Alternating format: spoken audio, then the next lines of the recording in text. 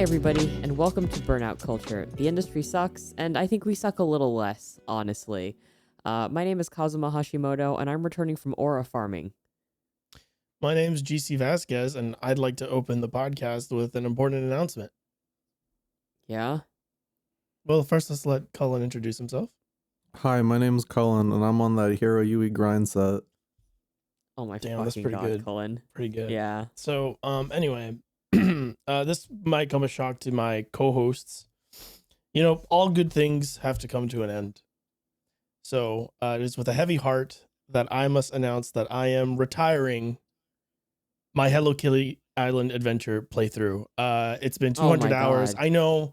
I know everyone's wanting to get the biannual reports of who's visiting my island and how many visitors I've got as residents now and what the new events are going on about. But I just can't keep up with it anymore. I went this entire week without playing Hello Kitty, and I realized I just don't have it in me anymore. Maybe I'll go back to it once in a while. Check in. Mr. President, I have a quick question. What do you have to say to all the kitties on the island that are going to be abandoned by you now? I'll just leave some food out. They've got auto feeders there. Everything, the entire automation on the island is set up, so they'll be fine. They'll be able to live out their days without me. You don't think they're going to miss you? No. What about their souls? They don't have any. Challenges? Why are you abandoning them? Yeah. What's going on? Big challenges will be fine. His name's Big Challenges. He knows how to overcome big challenges. And I'm not abandoning them. I'm just leaving. Are I just you want leaving for milk? I just want to thank my good friend Milk and Jeffrey cigarettes. Epstein Yeah. for taking over the island for me. God. I'm Holy sure he's shit. going to take care of everybody that's there. Oh my god.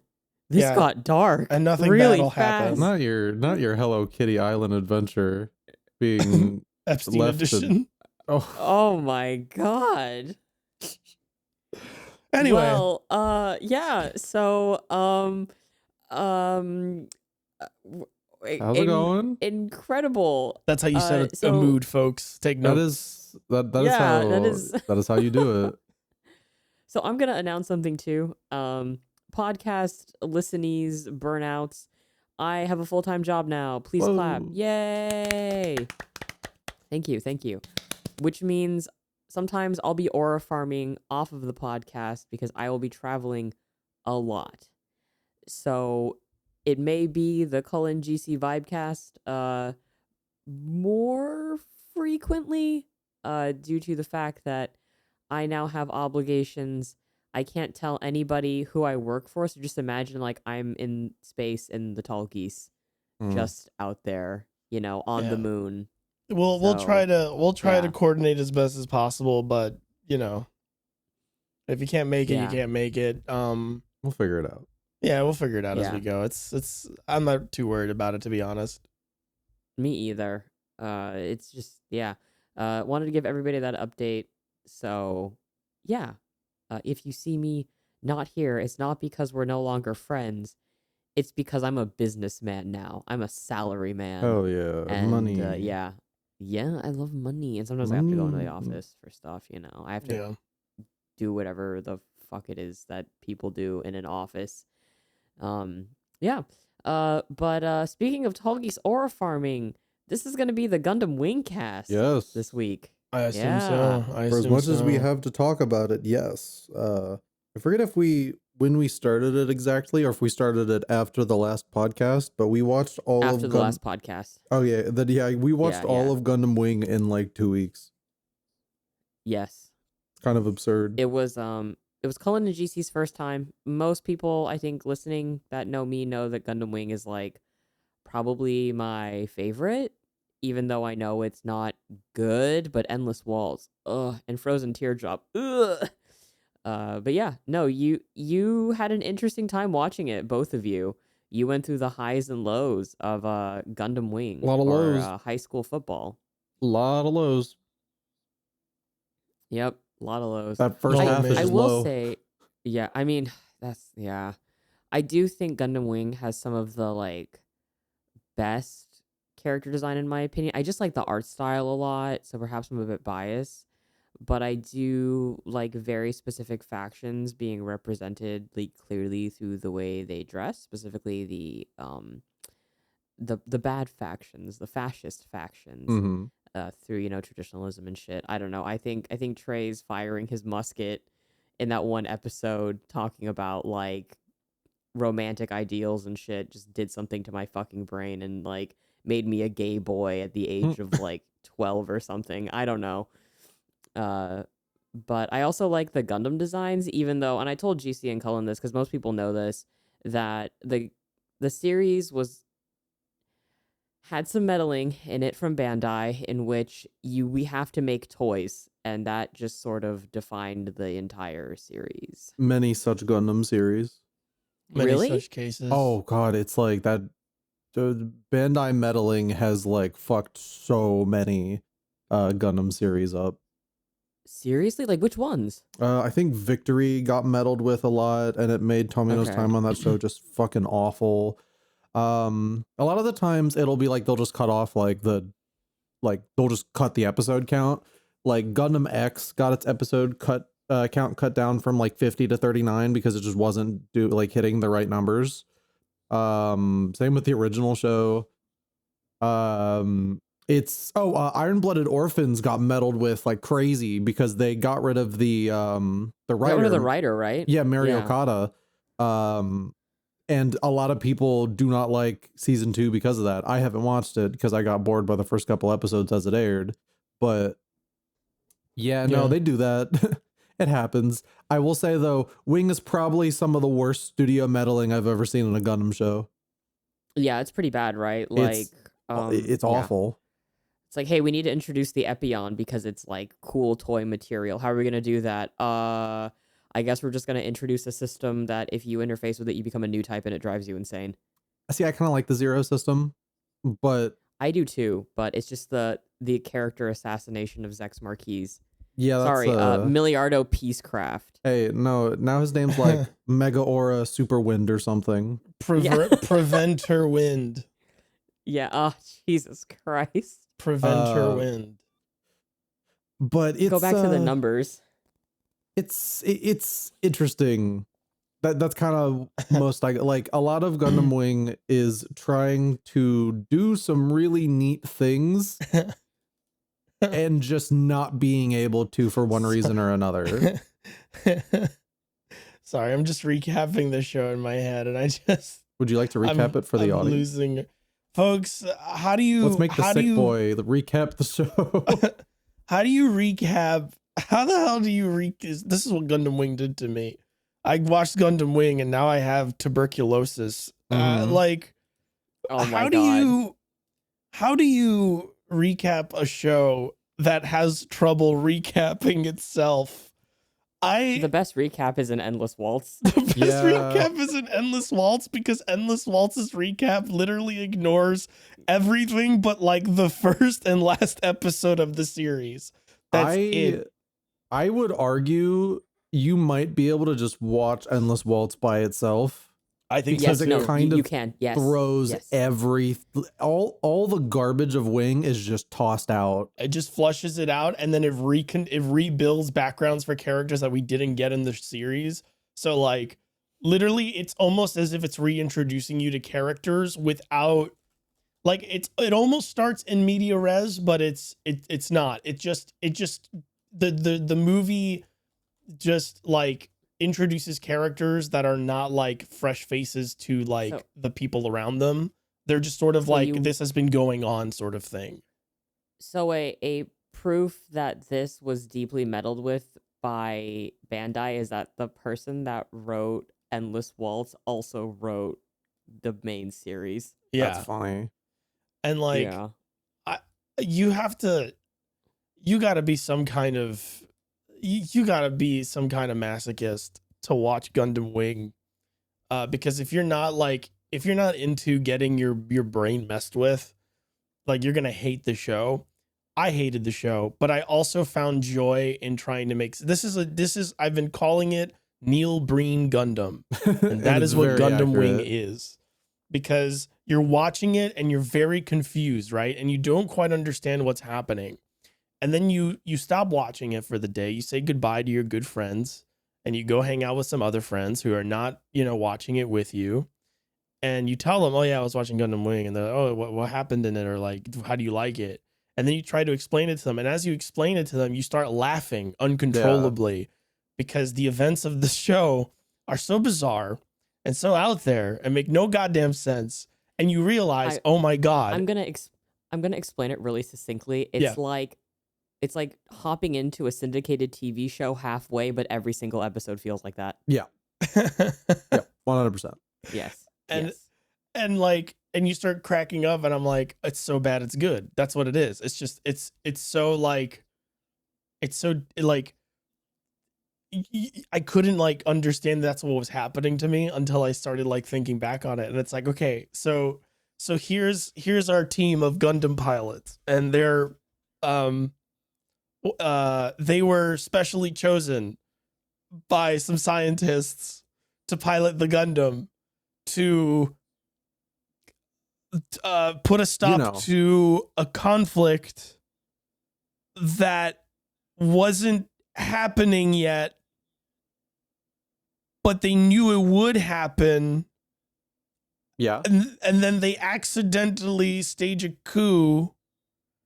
And then the bad guy who wanted them to do it was like, yes, according to plan.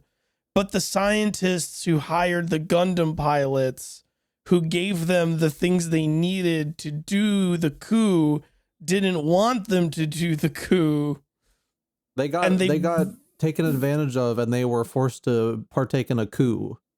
And then they spend 40 more episodes not knowing what to do with themselves. And then there's another coup. How many coups are in Gundam Wing? It's like there's like three. 6 or 7. Oh, 3? There are 3 coups. There's 3 coups, yes. There's Treize's coup. Yeah. There's the coup that ousts Treize from power. Yeah. And then there's the coup that Treize has at the end. But you're forgetting. Like, coups. But you're forgetting the other coup from the random guy that shows up at the end. The berries and cream guy? Yeah. There's multiple. There's that coups guy. And coups and coups. He does the coup. Okay. But then he loses the coup and he uncoups his coup. Yeah, so that the other guy can't coup. Yeah. And then at the end, they all have some couscous and it's all good. I love couscous. Have y'all ever had some like good couscous? I actually don't know. Okay, I'm gonna be real. This show, at least in my opinion, is super easy to understand. So I think it's super fascinating hearing you guys talk about it and being totally befuddled. No. You misunderstand. Yeah. I know what's happening in the show. I don't know why. I don't know the purpose behind having 3 different coups. I don't know. Because the show was like probably deeply meddled with. Like, I don't know why. Yeah. I don't know why at the very end of the show, despite the fact that everyone wants war, they decide at the very end to be like, well, secretly what he really wanted was total pacifism the whole time. And it's like, huh? Then why didn't he just not fight if he wanted total pacifism? Because there's this thing, right? When he says he wants to be a loser, he's talking about being history's villain, right? Mm-hmm. Like the sacrifice he's going through, I guess. The sacrifice he believes is noble to basically achieve peace, right? So what needs to be the villain? He's doing it through he's doing it through bad means. He's being a fascist, right? And his whole motivation is because the return to traditionalism, the identity of soldiers, because that show is about ultimately like drone warfare, right? Yeah. Like people are using drones, and I'm just gonna draw like real world parallels here, right? Like we've had drone warfare in our lifetime since the Obama administration. Yeah. We historically are becoming more and more desensitized to the actual cost of human life in war, right? And Gundam Wing predated that by like a couple of years or whatever. But it's like the idea that when we rely on this and we start using this technology, we become so desensitized to it, we stop giving a shit, right? Because if we're just fighting with drones, what is the cost other than like civilian of course. lives? Yeah, and I understood that's what the show was getting at. I don't think it does it well. I don't think it actually says anything really important, because while it says that, it also says it also makes a point to sort of paint war as sort of like this necessary evil. And like, it doesn't go to say war is bad, but unmanned war is even worse. It goes to say unmanned war is bad. Manned wars are like where true change happens or whatever. But then also, I find it confusing that it has this sort of like criticism about drone warfare. And then the thing that becomes like the tool that the Gundam pilots use to save the day is an AI system that tells them who their enemy is and removes thought from their, like, removes their own choices from the war. Okay, so when they first use that AI system, what does it do to them? It drives them insane. Right. Yeah, that's also a Okay. statement. But it's characterized as like the solution. Is it? Yeah, like it's a that's bit the muddled. like it literally like it they literally it's- paint it's it as muddled. like and then he starts talking to his robot and like, you know, they start acting that's like, just oh hero yeah, things. you know, like Yeah, that's That's just Heroes hero UE insane. things. You got to Yeah. remember that the only person who Zex could actually does it too. Zex No, talks Zex- to his Gundam. Zex went is insane. different. Zex is different. But you Yeah. see what you see what I'm saying? Like, oh no, that's a different case. Oh, but what about this one? Well, that's also a different case. It's like, that's the problem with the show. It's like, it doesn't have consistency. It doesn't have like a coherent, like a through line of like what it wants to talk about, because sometimes it forgets that it's talking about unmanned Corporate warfare. meddling. Yes. Corporate I know, meddling. Corporate but that's meddling. the show. And then Yeah. like, and then the fucking story becomes about Wu Fei and his hatred of women, and then the show was about that the whole time. and then the failing of the Bechdel tests. The most consistent part of Gundam Wing is Wu Fei. Wu Fei being a wild misogynist. Well, you got to the part with like him like and his wife, right? What? No. Huh? Oh my god, you guys didn't. Okay, so his mobile suit, I don't know if you guys missed it, but his mobile suit's named after his dead child bride because they both got married when they were super young. Oh. Yeah, and the reason he hates and views women as weak is because he couldn't protect her. That's a really weird. I'm sorry, Wu Fei. That's It's a really it's weird a thing very- to come yeah. away from it with. Exactly. It's not a great reason, but I couldn't protect my yeah. wife. Women suck so hard. Yeah, All those he's- I boys mean, are fucked up. Yeah. They're all 14 years old, right? Like, except for Troa. Troa acts like he's there. He's like T-posing in the background, right? And this is why I will not put Wing in the same space as Gundam Unicorn. Because, like, I totally get what Wing is getting at. I Mhm. totally understand it. I even agree totally- with some of it. I even agree with a Yeah. good amount of it. But that is when I am able to understand what it is saying when it is saying it. Otherwise, like, I think it was like, we were in a situation where like every 5 episodes, we were getting a new villain, a new faction would show up, and they would have very slightly different motives for what they were doing. And it's like, it was really weird because it wasn't like, oh, it's a power vacuum that everyone's trying to clamor for. They would all show up kind of one after the other after each one subsequently like gained power. It wasn't like, oh, Trey's falls, right? And then all these factions start jumping in to take control. It's Trey succeeds, somebody else takes over for Trey's, and then somebody else undermines that person, and then they stop that, and then somebody else shows up, and it's like, it's just sort of like, it has like a very much and then I think it could have definitely benefited from having less factions. Yes. I honestly, Because I do remember when I rewatched it a couple of years ago. That's why I was like, guys, just like I don't know about you guys watching it. Was because at some point I think it was like episode 30, either it was like something in like 20 to like 30. I was just like, I this is like something I put on in the background and I'm like half paying attention to Yeah. because it's really not. Yeah. It's super simple to me. It's very simple, and I'm just like, okay, I guess we just have fascism through capitalism right now. Anyways, time to grind in a video game I'm playing in. I think it's a simple story, but it suffers from the problem of there's so many episodes where it just kind of spins its wheels and just muddles what it's trying to do with just so much stuff that feels like it has no purpose to like the overall like points it's getting at.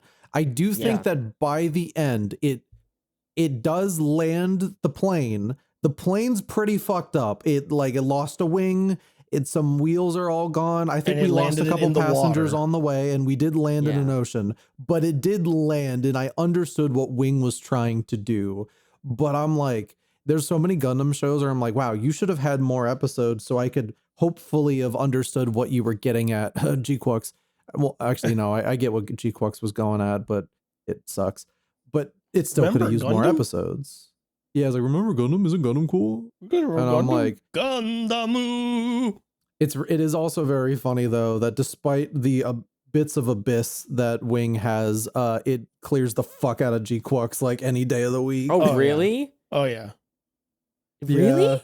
Yeah. G-Quux is that bad? Like again, I like Gundam Wing, but I can acknowledge that it's not great. But the fact that I'm hearing like G-Quux is like somehow worse than like bad syndicated TV Gundam is crazy to me. So the G-Quux has many problems. One of those is just the rampant sexism. Well, that's Gundam, but like one of those is just like the thematic ideals it's getting at are interesting, but because there's no time for them to ever dedicate to their own original characters, all of that falls at the wayside because the show really does just come off as remember thing. Hey,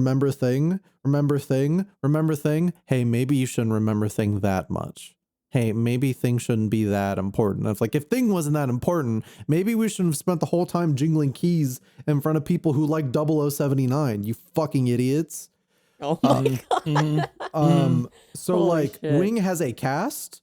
Wing has characters I did enjoy to various degrees. Like, again, Wing has its fuck ups. Like, I think what they do to Relena in the last 10 episodes of that show is fucking awful. Yeah. But ultimately, wait, before I transition to Endless Waltz, do we got anything else juicy we want to talk about with Wig? It's hard for me because like I've processed that show. I want to say Wing is in the perfect place of you can enjoy, like, if you don't like the series, you can enjoy it by virtue of like how fucked up it is. Yeah, we had fun. Yes, like, I thoroughly enjoyed watching Gundam Wing, despite the fact that I think it's a fucking mess. I truly believe it's a fucking mess. We had a very good time with our friend Cynthia. All three of us going through that show. Oh, Cynthia was so funny to fucking listen to. It was actually the kind of ideal situation because for most of that group watch, we did not have like other Wing fans in to kind of offer up what we should be thinking. So the three of us just kind of just went at this thing, having no idea of what to expect and being pretty consistently like in agreement at our frustrations with the show. And like, there were sessions we'd finish it where all of us were experiencing brain death, and we just were like, "Oh, see you next time, Gundam Wing." Okay, and then there were times we were like, "Wow, that's really good. The show's like picking back up. It's doing something. It's coherent. We're like having ideas." And then by the end, we were like, "Oh my god, what the fuck did we just watch?" And I think it's very funny that for a show that had corporate meddling designed to sell toys, Hiro Yui is never in a fucking Gundam for he's just 80% of the goddamn show. Like, they just don't use the Gundams ever. Yes, Hiro I Yui, wish there was more Death Scythe, honestly. Hiro Yui, it's so funny how like, and I think ultimately like with the final piece of the puzzle that is Endless Waltz, it makes total sense why Hiro Yui can't stand to be in his fucking Gundam. Yes. But like for so much of the show, we're like, oh, okay, Gundam Wing, your aura and hype moments the show, right? And it goes, yes, of course, of course. Like, cool. Can our main character do anything? No. Why would you want? No, Wu Fei's gonna get into No. Wing Zero now. What? No, but Hiro Yui could get. And that's no. why Duo is the best character. And that's why Duo is the best character. Well, no, in Gundam Hiro Wing. Yui is the best character. Let's Duo not is be- in Endless Waltz. Hiro Yui is the best character, but Duo is one of the best characters in Gundam Wing. and because Endless Waltz is Gundam. I Wing. know what Duo is. I know who Duo is. I know what he wants. I know what he's good at. I know what he's bad at. He has like concerns about things. He uses his Gundam to do things, etc., etc. I like Duo a lot. Anyway, Duo's okay. Endless Waltz. No, I still got some. Okay. No, Okay. I think it's just funny. Like you have the Gundam Wing itself, got which that. is such an interesting, like, cool machine. And it is mostly, it goes unused. It gets destroyed all the time. I think by the end, we counted that there were like 7 Gundam Wings that got into production in that show. Yeah, it was about 7 of them. It's just, but our main character fucking hates it and he can't stand it. And he's like, there's so many times where Hiro will just like stay on the ship and not do anything. And like, again, ultimately I get it. And I do respect the move, but it is like, it comes a bit at the cost of audience enjoyment that our main character doesn't really want to be active in the story. And it's why I do think that this would have been really good as like maybe a 25 episode Gundam. Yeah. Just like something Yes. short and sweet. Where, so like those moments of like Hiro having that arc where he's so like frustrated and not sure how to like get, complete his mission or what his mission is and who his enemies are, like kind of hit and don't feel stagnant as Hiro spends 15 episodes kind of just like, I don't Okay, know. so I have a question. Mhm. No, Wing is not the first 50 episodes. Mobile Fighter G Gundam was 49 before it. Victory Gundam was 51. Zeta and Double So- Zeta are both 50 episodes. Yeah, so God, So there's part of me no wonders there's no is excuse. if they had to, if it was Oh, almost like yeah. a mandated thing, 50 episodes, and it's sort of like, okay, and then halfway through, you're changing your plot. Yeah, that's and also like I think Double Zeta kind of got hit with that weird like second half change as well. Mhm. It is common. I think back then that's just kind of what you did. You just Okay. kind of made 50 episode anime. God, remember when you could make 50 episode anime shows? Remember when Mecha Is- could be 50 that- episodes? Is that not a thing anymore? No, the anime industry's dying. That's why Yeah. G-Quux was like Oh. 12 episodes. Oh, okay. And I'm that's the learning thing though. things. It's like as much as Who I'm would've thought? frustrated with the fact that the show it does feel a bit too long. I really miss watching big long 50 episode mecha shows. So for that reason alone, I was kind of just really having fun watching Gundam Wing despite how messy it is. You miss serializations. Yeah, it's just like it was a fun show to watch. I genuinely miss watching it. I was complaining a lot during it, but I did have a lot of fun going through it, even if like I did think ultimately it was a bit simplistic. Like how it tells Yeah. its simple story Yeah. is psychotic, but I still liked watching it. And I do think by the end, as the Gundam guy of the group, I was kind of able to notice the stuff it just pulls from UC like directly. Like Yeah. that whole end bit is just our main villain going, well, my plan failed and I have 1 episode left. I guess Char's we're doing counterattack. Char's counterattack. Hey, remember how Zex Marquis had like a very specific kind of personality throughout the show? Yeah, forget that. He's just Char now. He's just Char now. He's Char. Agony. We got fucking Char at agony. home and he's And then- doing a Char's counterattack. And one more thing, and this will lead into Endless Waltz really well, is Gundam Wing is a bit painful to sit through because everyone talks in very it's unfortunate how little our hero does. And how little we see of the Gundam Wing doing stuff, considering that the show sort of like touts itself as rule of cool. To the point where characters are constantly posed in like the coolest ways imaginable. They're just chewing scenery like that. And they will say the most vague shit you've ever heard that means nothing.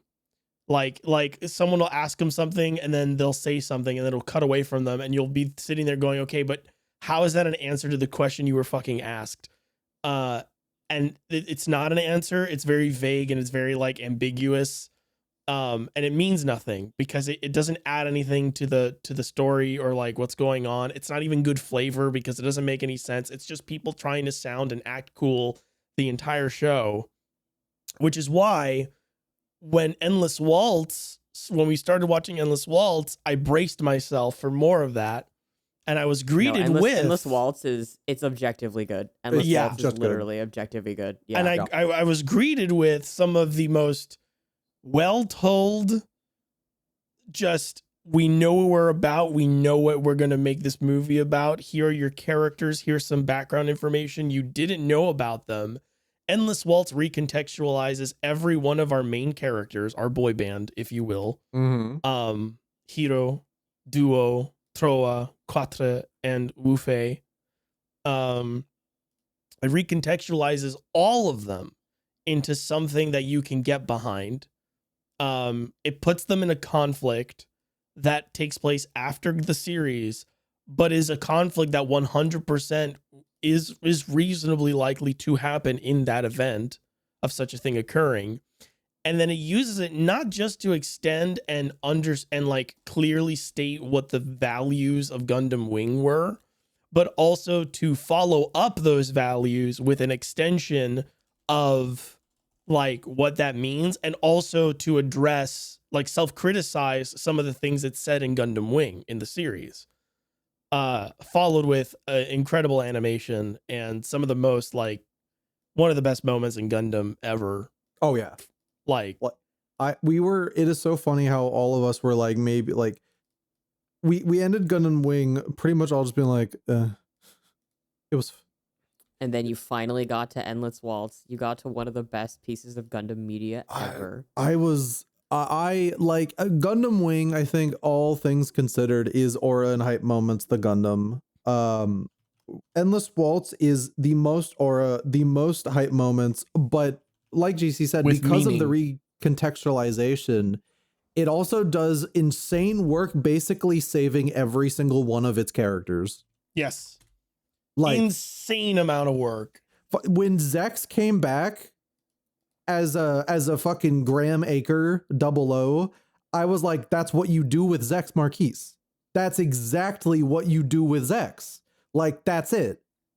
You did it. You figured out how to save the character. And like Zex doesn't even talk much, but I'm like, cool, what right there? That's what perfect.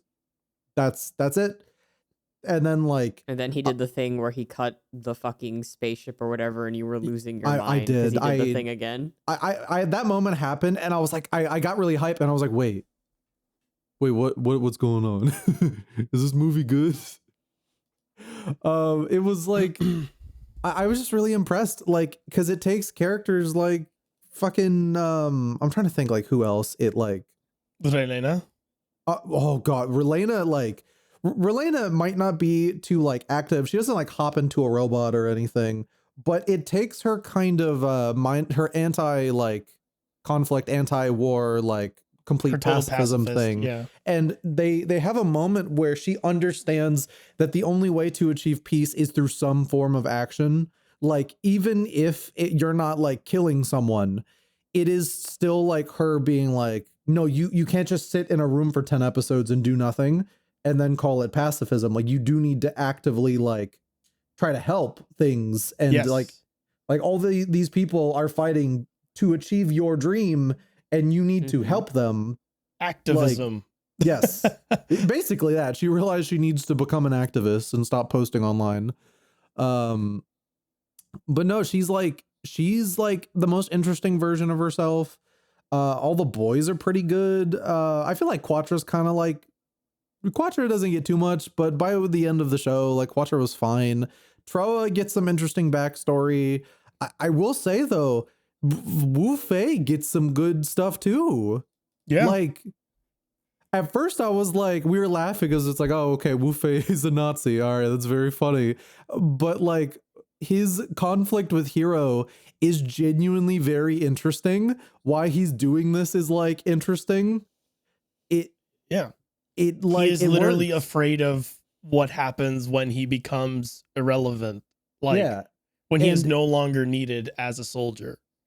And it becomes like it's also very interesting because his like we do get to see more of his like backstory in like bits and pieces, and we go like, okay, cool. Like I get it why you're so fucked in the head, because what happened to you was like you still suck, but like I get it now. Like it's Endless Waltz is everything good about Gundam Wing, all of the potential of Gundam Wing fully realized. Yes, I agree. Like I think agree. we each came away from that movie thinking it was basically, if not almost, kind of perfect. It is proof positive that Gundam Wing would have been a better series with fewer episodes. Mm-hmm. Because it's great as an OVA. Like it works perfectly as a fucking OVA. Oh yeah. And like and honestly, it's like if you look at that series, you go, I can easily see like, because what ends up happening is if you're planning if you write a series for a certain amount of episodes and they tell you to double that, you got to add all these new like plot elements in, and then on top of the original story you wanted to tell, you now also have to tie everything up at the end that you've added too. So like it just becomes an unwieldy mess of a fucking story, which is what happened. And then Endless Waltz is like, I love that movie basically ignores, I don't know, 90% of that series. Like it just like, it's not that it pretends like it didn't happen, but it recognizes that a lot of what happened is deeply irrelevant. Yeah. Yes, absolutely. It's just like a lot of this doesn't fucking matter. Really, the most important things were the Treize situation, the conflict with Treize. And I think that's basically I don't think they ever bring up any of the other factions. The only person No, they don't. that's ever mentioned from the series is Treize. That's it. And Oz, yeah, like the neo-Nazi faction is just the fucking branch of Oz. No, it's the Barton Foundation. Yeah, it's the Barton Foundation. Yeah, which is new, which is new, and also is tied back into Troa's backstory as well. And it's like, oh, okay, that's like they found a way to like kind of like close the circuit essentially of like so this is because of this, and this is this and this and this and this. And then it's like, great, perfect, awesome. Like, and if anything, I feel like watching Gundam Wing before Endless Waltz will have you have more questions about what Endless Waltz does. Not to say that that's like a bad, like, not to say that Endless Waltz like has questions that are important that need answering, but like, for instance, like the main villain of the movie, her backstory, her origins is sort of like a wait, what? And like sort of like thing, but like, who cares? I'm gonna just, I don't know if you picked up, but she's not actually Treize's daughter. Yeah. Oh. That is not his biological daughter. He did not fuck and have a child. They just lied. They just lied to make her like believe that. Well, and that's like part of the interesting thing is that she's like, because the main villain is basically that's right. He said we can just make another one at the end. Yeah. He's like, we'll just make another Mary Maya. Yeah, like the whole idea is that like they're using a fascist icon to essentially like gain clout and take over like the world. So it's using someone we have a like recognition of to be like, yeah, no, this little girl, like she's, you know, and they basically brainwash this little girl into spout all this shit that she has no idea like what she's talking about. And it's a really interesting layer on it. And it ends in like, I don't want to say like what exactly happens, but the guy who sets that up like has a very fun Gundam like way he goes out. Yes. That's like, it's one of my favorite ways that they like take care of the main villain. It happens in like, it's similar to like 0079 and Ideon a little bit. And I was like, oh, that's like a very Tomino way to like close that part off. But I'm just like, I've spent like 2 days thinking about like the Wing Zero, like the way the Wing Zero goes out, like nonstop. I was so surprised at how fucking cool that was. Also, I love, GC, that you were like, oh, the boys get it. They understand these are weapons of war and they have to be fucking destroyed. Yeah. That's literally that's like the one thing about Gundam stuff that it always irks me. the Gundam is a weapon of war. The Gundam is it is literally a weapon of mass destruction. That's what it is. To the point that Gundams in certain continuities, Gundams, like the core of a Gundam is just a nuclear payload, right? And like the point that Gundam makes, yes, the robots are cool. Yes, it's cool to build the model kits. Yes, the designs look cool because it's got to be a show that's interesting. And like, if he was in a tank, it wouldn't be interesting as much as like a dude in a fucking like a big mecha dude fighter guy with a V-fin, right? But at the end of the day, it is a weapon of mass destruction. At the end of the day, this only exists to do one thing. It kills people. That's it. That's what it does. That's what the Gundam is for. So it always bothers me when Gundam shows, excluding G Gundam, it always bothers me. I'm excluding G Gundam because in G Gundam it's not a weapon of mass destruction. It's a cool big fighting boxing tournament. glove. Yeah. G Gundam is pure and honest and true, and the heterosexuals save the day, and that is the one time I'm fine with it. That is the one because it's very hammy and it. almost like tongue in cheek, like this is stupid. But anyway, yes. Oh god. God, I want to watch G Gundam so bad. Yeah, G Gundam's so fucking good. I love those heterosexuals. Anyway, so like it really bothers me when we watch Gundam stuff, especially like Unicorn Gundam, right? Like Unicorn Gundam has this like idolatry with the Gundam. Like the Gundam is the solution to everything. The Gundam is the savior. The Gundam is like a special thing that we must cherish and love, and it is our legacy and this and that. I hate that because it's a weapon of war. So it's really cool that Endless Waltz understands that no, this thing should not exist. There should not be a situation. There should have never been a situation where a weapon of this caliber, of this lethality, of this like unmitigated power should exist. There should never be a situation where this needs to exist again.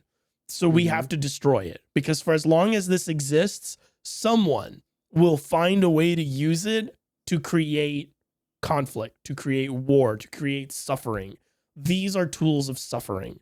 We blow them up. We're done with them. So what's really interesting is that the Gundam Wing Endless Waltz manga has some extra pages at the end, kind of filling in what the boys do after. Duo is a garbage man, by the way. It's really funny. Great. But it actually shows like the remains of the Gundams, like what is left of them after the explosions, being taken over by like grass and whatnot. That's awesome. And so it's a really nice couple of final pages of just like it's done. It's done. Like there are just these pieces totally grown over with moss and grass. And literally no one man now, and it's awesome. And literally no one's interested in like salvaging them because there's no need. Yes. Yeah. It's like complete peace or whatever, right? It's now utopian. I respect when Gundam shows are willing to do that. Like I know it's like a bit naive, but the fact that like it's basically just Wing and 00 that are willing to offer up the utopia like ending, because a lot of Gundam shows just end miserably. Well, which it makes sense. It's very human to like end in those ways that just like, nothing ever really truly ever gets better. But it's also human. It's also very human to want and strive for something better. Sure. Yes. Yeah. And absolutely. And it's good to say that could even be possible, right? Yeah. It's why I like really just respect Wing's like the Wing imagines a better tomorrow at all, because most Gundam shows just do not. And it's nice to have that, like, you know, that alternative to this. And and no, honestly, that makes me want to read the manga because that does remind me of 00's last shot with the flowers. It's just like I don't know. I'm so impressed. That's really it. I'm just like I'm thinking back on Endless Waltz. Endless Waltz is a Gundam Wing propaganda movie that is brainwashing me into going like, yeah, Gundam Wing was always pretty good. No. See, and I can hear it in your voice that you enjoyed it because you have this sort of like tone you get when you're having a really good time, and it was really nice hearing like watching Endless Waltz with you and seeing both of you take away that you know what this four episode OVA is pretty good actually. It was It's, pretty good. pretty good. I will was say if you're a so gay amazed. person, you'll really like Gundam Wing. That's just kind of the consensus. If you're gay, if you're like a gay man, you'll like Gundam Wing. Yes. Like that's just it. Yeah. Trays. Praise. Literally. Yeah, but you're biased. It's not just that you're gay. You also love nobility stuff. You love Whatever. noble men and like I was really disappointed, honestly, that Trace wasn't in it more. That's like my huge critique. Is that's he exactly my actually, point. Yeah, he should have been in it a lot more because like They didn't really know what to do with him. they're like, okay, you're in gay baby jail now, and he's like, I guess I'm just gonna hang out in my mansion and be beautiful. And I'm just like, okay, where is he though?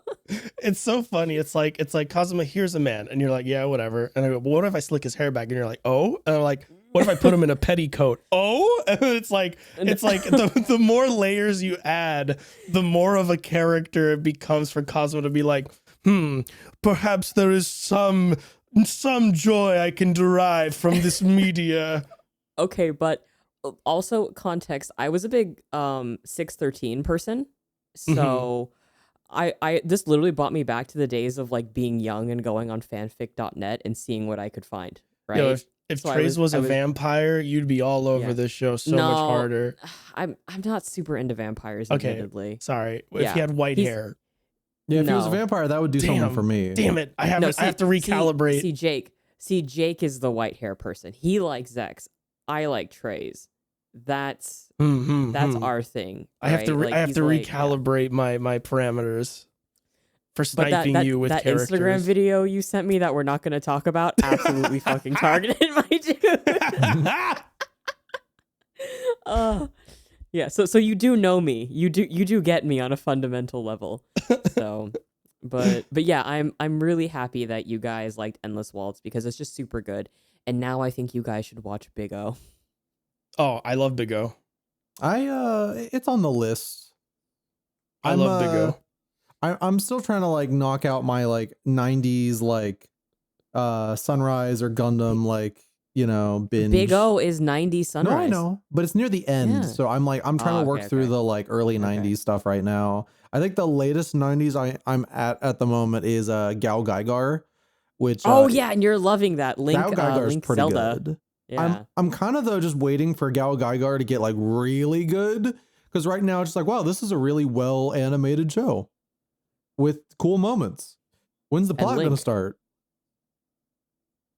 And yeah, you guys telling me that, oh, by the way, that's Link from Ocarina of Time, and I'm like, huh? And you hear it, and that's all I can hear the entire time. Yeah, it's good. Gal Gaigar. Yeah. Always So- nice when Gundam is good. Yeah, God, so I ain't was I watching saying. less good things. Yeah, I was Oh. watching less good things. What were you right. watching? So basically, okay, Final Fantasy 14 for like 5 seconds. There was a Anime Expo presentation about Yoshi P's favorite things that inspire him for Final Fantasy 14. And it was Christopher Nolan's Batman, Christopher Nolan movies, calling them high God. art and some of Oh the my best God. narratives ever. And this has deeply impacted his taste and how he is as a creative. So, a bunch of friends and I had a good sort of like, this makes sense as to why this story sucks dog shit. Like straight up, like why Final Fantasy story is 14. Like it's why its story is really bad, right? So I was like, you know what? Let me rewatch those movies. Let me rewatch those movies and see how they land. They're fucking bad. The They're Christopher fucking Nolan bad movies? Yeah, they're fucking bad. Yeah. Like I get where that first one is trying to go in terms of like we need to like have a more realistic take on superheroes, but the absolute cynicism in his movies and aiming for that basically ruined the superhero genre for years because you can see it start there, right? And then Man of Steel was I also watched Man of Steel, also Which he fucking produced. dog shit. Yes. And it's just like everything makes sense, right? When a creative is like, by the way, this inspired me, and you watch it and you're like, oh no. Yeah. Oh, this is why it's fucking terrible. And that was just sort of it. It was Heath Ledger's Joker stealing the show, but everyone around him can't act, if that makes sense. Yeah. Like, yes. Christian Bale Batman is not in the movies enough, in my opinion. Like Batman, Mhm. it's strange. And all the human moments he has, like, for example, where he's trying to have like these great moral discussions of like, the scene on the boat where it's like, oh, are the prisoners going to, Yeah. pull Blow the up the trigger and ship kill or the whatever. civilians? But see, the civilians are also fucked up and like waffling too, and it's like, why can't we just go back to like fucking Batman the animated series? Why is it like this? Like, it's just needless moral quandaries over a bunch of fucking nothing. And I then will the s- Dark Knight Returns was so fucking awful. So I think out of all of those, I still kind of like Batman Begins. Yeah, I think that's fine, right? It just unfortunately set a really fucking awful trend. Yeah, which yeah. That is its burden to bear, and that's kind of it in that regard. Like as a teen, I loved like those movies a lot. Like The Dark Mhm. Knight, especially. And then I Oh, yeah, revisited I them. Oh, Like, yeah.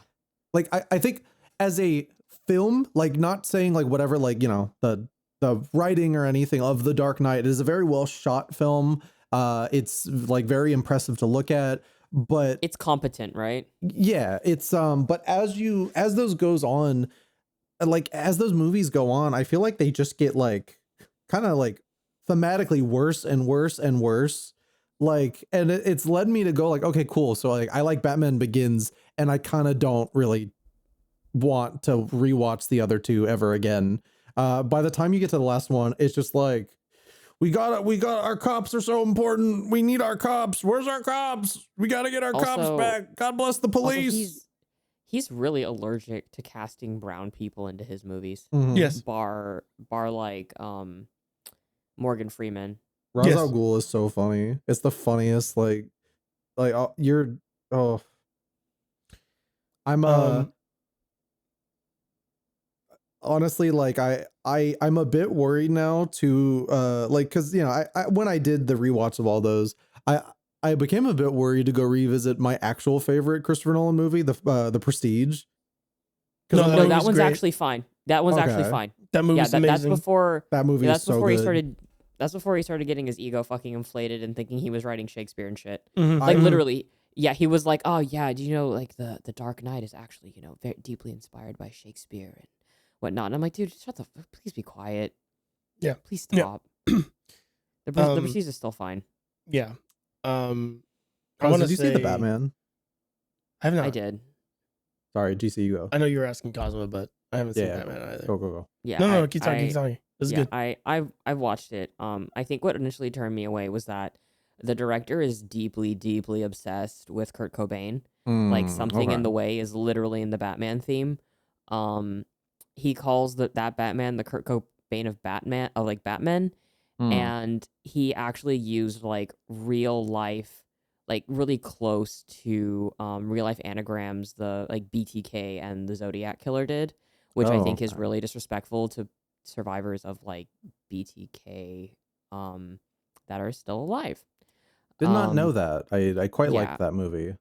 Yeah, those are like my only qualms with it. I think it's Detective Batman. I like Catwoman a lot in it. I think her tie with the primary antagonist is cool. I think the Joker design in that movie is dog shit, but it's like whatever. I really don't think we're gonna get the Batman 2. I think it's gonna be Jover. I mean, it's scheduled for like what, 2 years from now? Yeah, and who fucking knows what's gonna happen between now and then? Because DC might want to shift direction after like the success of Superman, right? Oh, let's Like- definitely let's. I want to finish this up. I want GC to chime in with his bit. I do want to talk Yeah. about Superman. Yeah, I'm DC, eager to what were hear you what you gonna have to say? say about it. About the Christopher Nolan Batman movies. You mentioned the animated Batman series, and Yes. to me, the thing about the animated Batman series is that it is kind of dark.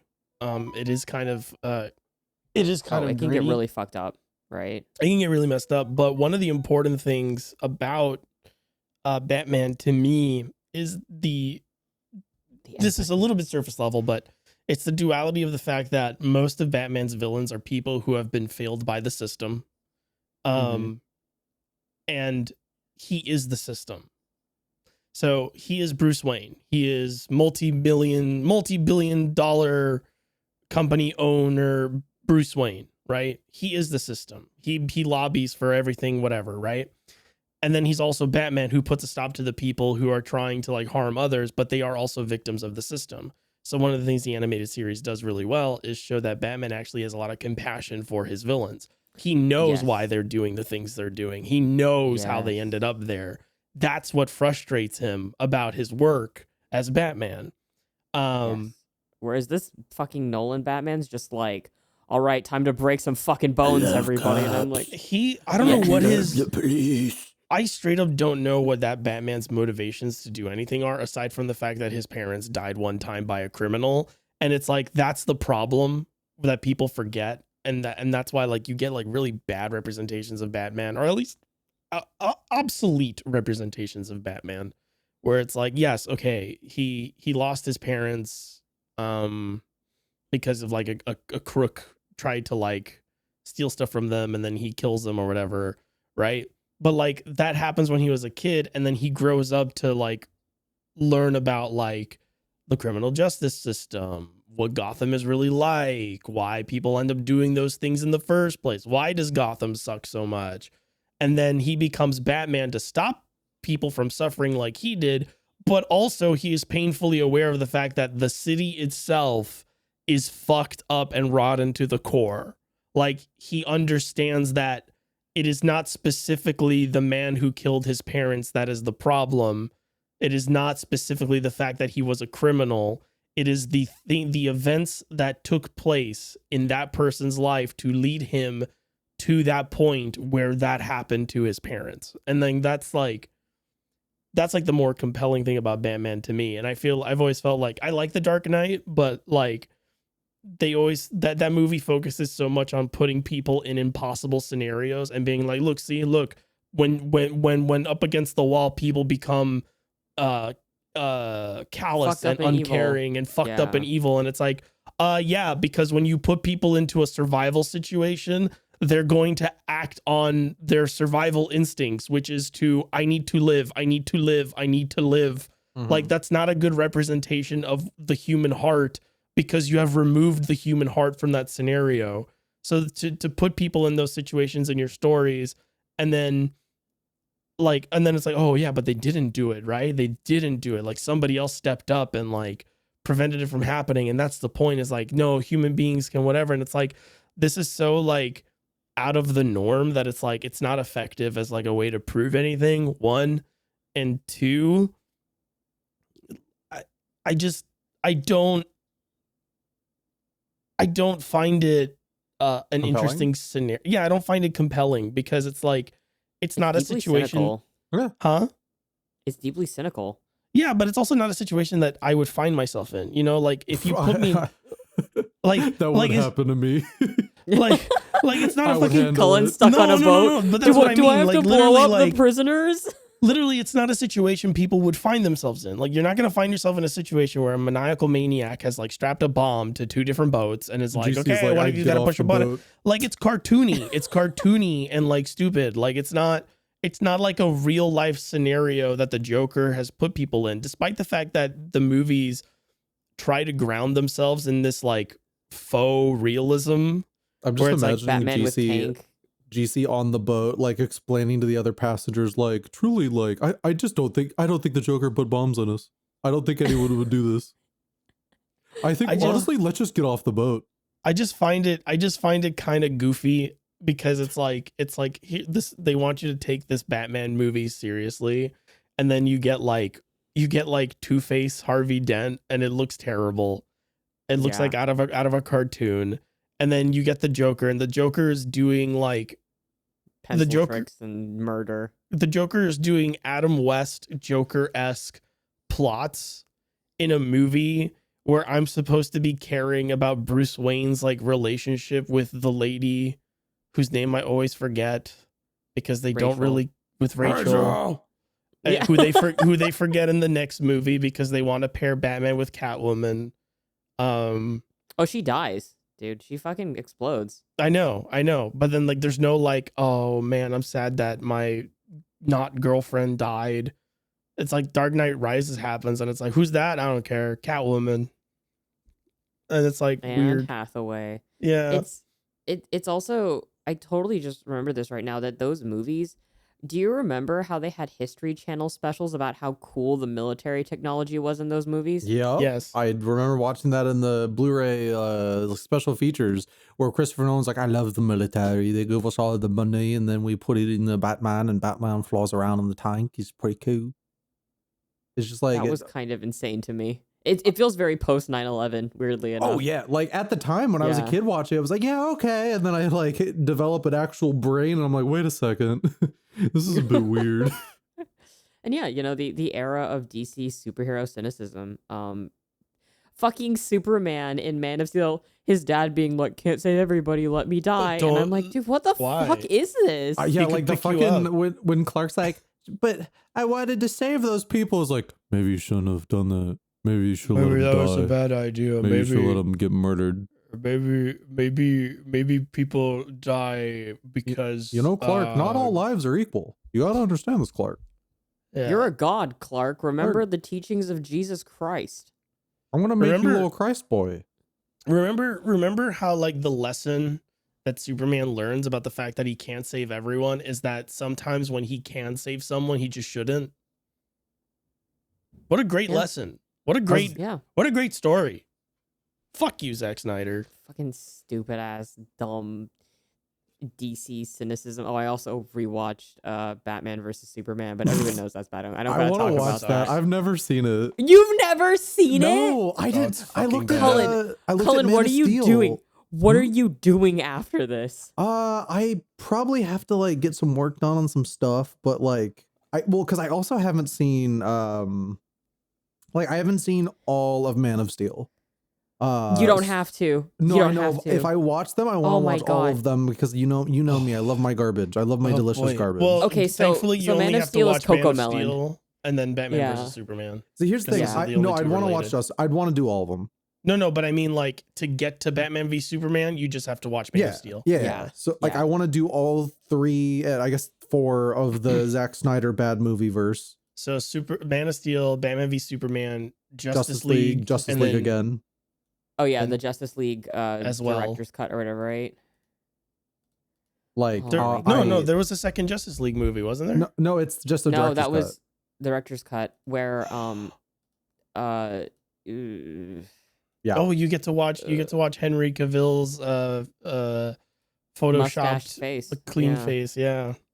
I love Henry Cavill. I love the fact that he had the balls to be like, I'm not shaving my face. Spend a Fuck you. quadrillion I'm dollars. filming a better movie. I'm filming a much better movie. Speaking of that, I also watched not like in the time between the podcasts, but I started watching the Mission Impossible movies. Those are pretty all right. Yeah, Yeah. they're decent, you know? Yeah. Surprisingly. Yeah. But you want to Yeah. know what's a good superhero movie? What? 2025 Superman. So I Yeah, haven't talk about watched it. it yet, but if y'all want Me to either. talk about it, I got No, since I no don't one know else has really anything seen about it, oh, I can okay, just- okay. be like kind of vague because I it's not the most deep movie of all time, but it's so nice to watch a movie like this and leave with like hope for humanity in any sense. Like Mhm. I think the best way to describe this version of Superman is that like there's this basically like this kaiju attacking Metropolis, and like a bunch of like parts of buildings are falling down, and Superman saves a squirrel like from a falling piece of debris. That's really all you gotta know, like where they're at with this. Like it's definitely a bit of a messy movie. They're trying to like I don't read comics, but the description that they've tried to basically make a movie that feels like a bunch of comic issues like Mhm. jammed into one is very accurate. Okay. But no, it's just like it's nice to watch a movie that believes in things that don't suck. You have a Superman that cares about people who like the whole point of the movie is that he wants to save people because that's Superman and he believes in like a better tomorrow. and he it's- believes it's the right thing to do. yes, and it's not like the libertarian nonsense of Zack Snyder movies, it is a very explicit, like, I'm going to help people because that's like that's what I believe in. And it's very funny that they like the movie tries to be like, no, but Superman, let's get into the politics of what you're doing, and he's like, no, United States military, I want to help people. That's it. That's it. I'm not an agent of the United States. I want to help people. And like, I had a fun time. I had a really fun time watching it, which I cannot say about superhero movies in the last couple years. Except for, oh yeah, I was gonna say you rewatched Captain America and the Winter Soldier, but that came out like a decade ago. Yeah, and I was like, Winter Soldier is pretty good. I watched that literally after we watched Endless Waltz on Friday, just to like have something kind of. I was like, oh yes. I was just kind of like, wow, they used to make movies. I was gonna used say to be a country. I was gonna say there's one outlier in the DC movie lineup from the era that like Batman v Superman and all this was coming out, and it's Shazam. And I really like the first Shazam, but unfortunately, the man who plays Shazam is a fucking dickbag. Shit. Oh, he sucked. I liked Shazam as well, that first one. I never watched the second one because it looked bad. Wonder Woman's weird guitar theme playing when she just shows up because she doesn't have a real theme. Hello, no. Hello, no. Hello, no. Oh god, yeah, fuck. One of these days I want to watch that entire era of DC movies and then just leave it just mad. But I will say though, with the Batman and Superman and seeing the last couple years of like whatever the MCU is shitting out, I'm kind of like, wow, is DC back? Is my goat no longer washed? I think it's because we just want things that are hopeful, right? Like that's kind of a thing. Like right now we crave and need media that inspires us, and can make us think there's a better future, as you know the world is crashing and burning around us right now. This is true. But also I want movies that are made with visions in mind, like a clear like I want to watch a movie even if it's a blockbuster and know humans made this. And I don't think that way about MCU movies anymore. Like I heard Thunderbolts is good. That's the thing. People keep trying to get me to watch it and I just don't want to. I can't waste my time like that. Yeah. I will probably yeah, go ahead. No, I was like, I will probably get around to Thunderbolts at some point because again, I've heard it's good. But a lot of these movies, I get the like I hear what people say about them, and it's like, oh yeah, Fantastic Four was better than I expected. And that's Great. The nicest thing they have to say. Yeah, like what was it? Fucking I know I'm gonna see Doomsday, but that's only because I really like the fucking Fox X-Men characters, and I know they're gonna kill them, and then I'm never gonna watch a Marvel movie ever again. Because Bucky Barnes is never gonna go ape shit and just fucking kill people and have a mental breakdown like he did in Captain America and the Winter Soldier, and that's my investment. That's literally my investment in that character. He's never going to refresh the cooldown on his ult in movie universe. I liked my revisit of Winter Soldier so much. I almost want to watch Civil War, which is a movie I don't really like. It's better in retrospect, which is kind of fucked up. That's how bad things have gotten, that Civil War is pretty tolerable now. Yeah. Also gay people, so like I can't be trusted. Like I can't that's be the thing. Like fucking Winter Soldier is currently and always has been like the best character in the MCU. It's one of the only reasons I want to watch like Thunderbolts. And He's in Thunderbolts for 5 minutes. Oh god. And it's also like one of the most tolerable parts about the Captain Falcon and the Winter Soldier. Bro, that show sucked. That show was really bad. That show was really bad. But I like Bucky Barnes. I don't watch TV. Like the best part about that show is when like Bucky is in like it's early on in the show and you see him like he's going to therapy and he's trying to make his like world work in a post Steve Rogers world, and I'm like, oh, that's really good. Is the rest of the show this good? And it's like, no. No. Nope. No. Absolutely fucking not, unfortunately. But Cause. I wish he'd just lose his mind. Yes? I remember another movie I watched on the same day as Superman. Yes. As I walk out of the theater with my family, feeling hope of that movies can be art in some form. And then my mom takes me home and puts on a movie called K-pop Demon Hunters. Oh my fucking god. What? Okay, no one's going to want to hear this, but I really do not care for that movie, largely because of what it replicates in terms of, hey, the biracial person is a demon again, by the way. And they basically have to exercise that. It's fucking stupid. Cullen, I don't have the patience for it. You are more succinct at explaining it than I am at this point, because I think about that movie and I get really frustrated because I think that message is tired. And I think at this point, they got to do something different with biracial people, like straight up. For sure. And I really just wanted to get that reaction out. And so we could both be like, wow, that movie wasn't good. And then like we can maybe move on. But like, I was surprised at how like. I'm going to be real. The fact that you picked up on it and you were like, what the fuck? I'm just like, thank God. Thank God people are seeing this shit. Yeah, like, and I'm not even like, I'm a Dumbo brain, but like, I watched that movie and I was just kind of like sitting with it. I'm like, this is like keys getting shaked at my head. This movie, like, if I was a K-pop fan, this movie would look at me and say, "You're a fucking idiot. You're a stupid little fucking idiot. Eat your slop, idiot." And I'd go like, I'd feel bad. I'd feel like insulted that this movie thinks so little of me. You sure? But in addition to this, I'm also looking at what it's trying to say with this, like, it's like, oh, I'm half demon and I was born this way. And I was told my entire life that I'm disgusting for thinking this way. And and then you have this moment where your character goes like, you know what though? But like a better status quo is possible. Anyway, I'm going to genocide all of the demons. And I get to exist because I'm one of the good ones. And I'm like, this movie's gross. Yes. This movie's really gross. Cullen's not exaggerating either. That is literally what happens in that movie. Like the main character and the two little like oomphy demons, the little like pet demons that help the main romance blossom because they exist to be cute and they're the pets of the main hot guy.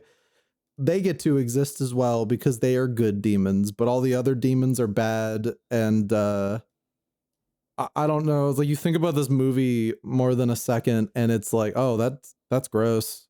Oh, this is otherism. Yes. But like the movie is, I think what the movie is actively trying to get at is the message is don't think about anything. Don't question anything. Just love your life, just have a good time. Just, consume just focus K-pop. on you. The power of friendship can save you from being an evil biracial person. Yeah. Because just, it's this idea of that, like, you're like inherently evil because of something you were born with that's out of your control. And it's like, it's so fucking frustrating because they almost challenge that idea in a way that would make me go like, oh, so this is the actual point. It's that you're not inherently evil. And then the ending happens and I'm like, what the fuck was the point? Like it feels like a movie written by idiots. And I'm sorry, like, I don't know how else to really like put it. It's very commercial. Yes. Unsurprising considering it's K-pop, but I don't understand how it's getting praised. That's the thing, right? It's because it's made by the people that did the Spider-Man animated movie. That's really good. So the people are getting crunched to death and nobody cares. So people, K-pop. And instead of actually engaging with the media itself, people are just sort of like they're kind of like brand recognizing it, and they're kind of being like, oh, this is good because it's made by the people that made other thing that's good, instead of like, evaluating it on its own terms. Mm-hmm. Or some people just straight up don't care. Yeah, no, it's the fact that it looks nice. I think that's really it. Some people literally don't care what something is saying if it's vapid enough that they'll just disregard everything that it's saying because it's like, who cares? Like, it's just a movie that looks pretty. That's all it's supposed to be. Yeah. They're not saying anything with it. And those people are dumb because everything says something. There is I'm literally gonna be nothing that real. can say anything. Inuyasha has a better fucking message about being biracial than K-pop Demon Hunters. And Inuyasha Wild. is not particularly fantastic about it either. Fucking wild. It was just slop. It was a slop movie. It's just I kind of figured that would be the case because the trailer for that movie basically gave away the entire fucking movie. And whenever a trailer does that, I know for a fact that that movie's probably going to suck. I'm just like I was so because I didn't see any trailers. I just heard that like I was told that I needed to watch it, and I felt really bad. My mom's like, you love this, you like the Japanese anime stuff. This is basically that. Anime girls. And I like after like it ended, she was like, well, wasn't it really good? And I had to be like, I had a good time. Thanks for showing me this movie. Thanks, Mom. Mother. Yeah, I had to be like, yeah, you know what? I got a lot out of that. You certainly did. You certainly got a lot of something out of that. And I had to drive home just being like, that was really bad. I remember you messaging me and you were like, am I going crazy? And I'm like, no, you're absolutely correct in your assumption. It's just You gotta love it. You gotta love, like, there will never be a moment where something somebody makes doesn't have like this glaring problem. And I love that. I love that there's just always going to be media out there that's dog shit. Gets something so unbelievably wrong. That's great. Because my job is secure forever. I'm never going to run out of things to talk about. It's awesome. But yeah.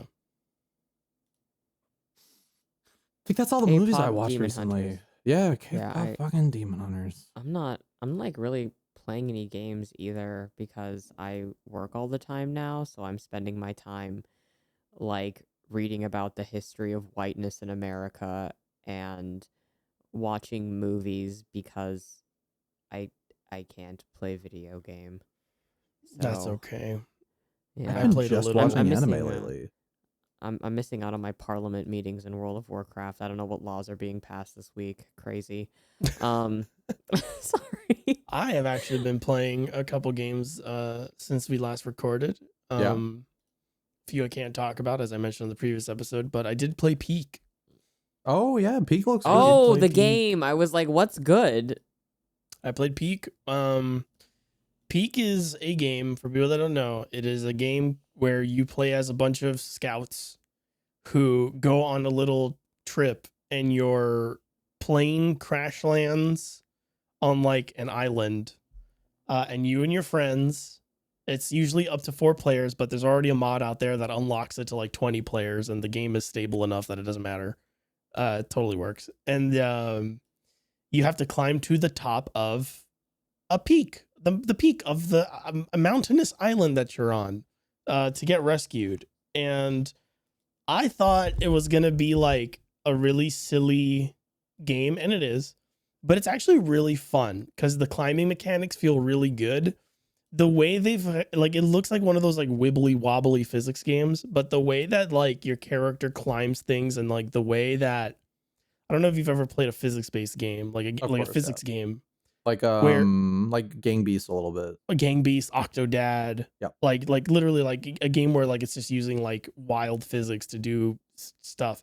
Whenever you play those games, you kind of like, you almost feel what the character is doing a little bit, or you get like this sort of like, not frustration, but like this like tension in your body when you play them, when you're picking stuff up and stuff, because like you almost, like once you get into those games, you almost feel the weight of what you're doing. That transfers 100% into Peak in the best way possible, where when you're climbing, you truly feel like you are the one doing the climbing. Like when I get over an edge in Peak, I'm like, "Ah!" and I make those noises, and I'm constantly like making climbing noises, like as if I'm actually doing it. It's very fun. But the game also has like a bunch of different stuff. So you have like a hunger meter, you have a stamina bar, and that's sort of the gimmick, right? They've taken the thing that I hate the most about like Breath of the Wild and modern video games, which is the stamina meter, and they made an entire game based around it. where you're climbing, and as you climb, you waste stamina. But as you are going on your adventure, you start getting hungrier, so you have to like forage for food or find like the washed up luggage from the plane crash to like find if there's any food in there. You have to avoid poisonous Wait, this food. is in Peak? Yeah. What? You have to avoid poisonous plants. You have to avoid poisonous food. You have to learn how to identify what food's poisonous and what's not. If you fall from too high a height, you take damage, which you can heal with bandages and stuff. You can certain items. So for instance, there's like an energy drink item in the game that you can drink, and it'll give you a boost of like extra energy. It gives you like an extra stamina bar. But after a while, you'll get a sugar crash, so you gain a sleep debuff. And if the bar, so what ends up happening is if your stamina bar gets overtaken by either one or a combination of these side effects, your character goes unconscious. So if you're like asleep, right? Like I get a sugar crash, but I have a lot of damage, but like the sugar crash, the sleep debuff gets big enough that it takes over my actual climbing stamina, my character will fall asleep wherever I'm at. So if it's in the middle of climbing, I will fall and plummet in my sleep. And then I have to wait for the sleep to wear off if I survive the climb.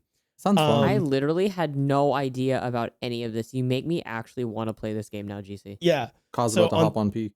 On top of that, the game actually has like a bunch of items. So like you can have, there's like rope cannons, chain cannons. You can get like a rope spool. So like, let's say I have more stamina than you do because of whatever the factors of the game.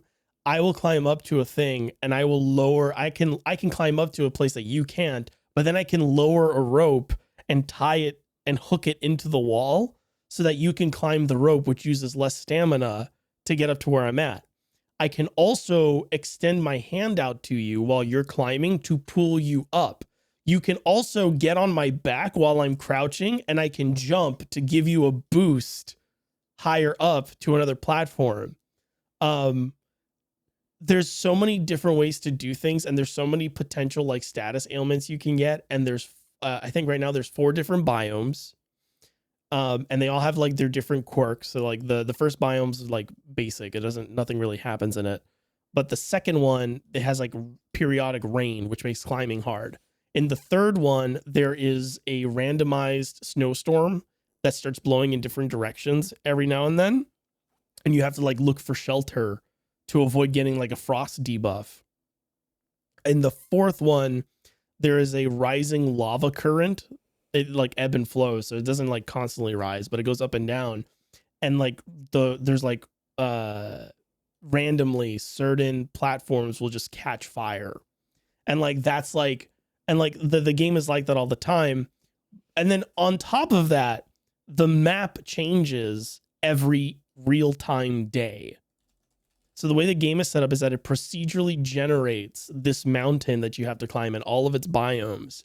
It procedurally generates that once a day in real life. Oh, okay, like a real like world day. Yes. So you and your friends on Monday can try to get to the peak on Monday. If you don't get to the peak on Monday, the map changes the next day. So you never reach the peak of that version of the map. So on Tuesday, you get to scale a completely different mountain. If you win, if you manage to win, and only one of you needs to actually make it there to win, technically, you unlock more difficulties. So I've only unlocked the first difficulty above normal, which is Ascent 1, and that just means you take. I think for Ascent 1, it's like, oh, fall damage is increased or something. But you can keep doing the difficulties and unlocking more harder and harder versions of the game. And it's a really well put together game. It is super fun. It's not incredibly deep, but it is very fun to play with friends. It is $8. Oh, Peak is $8. We definitely have a couple copies, I think, in our family share because I bought it as well. I haven't had time to play it yet. I literally bought a copy for all of the friends that I played it with the first time because I was just sitting there. I was like, I want to play. Who wants to play Peak? And they were like, oh, I want to, but I don't have it yet. So the first 3 people that mentioned it, I bought them all a copy. which ended up costing me $24 because it's a cheap game. It's great. There's a lot of other stuff that I didn't mention. But yeah, like there's like the exploration of it is really fun.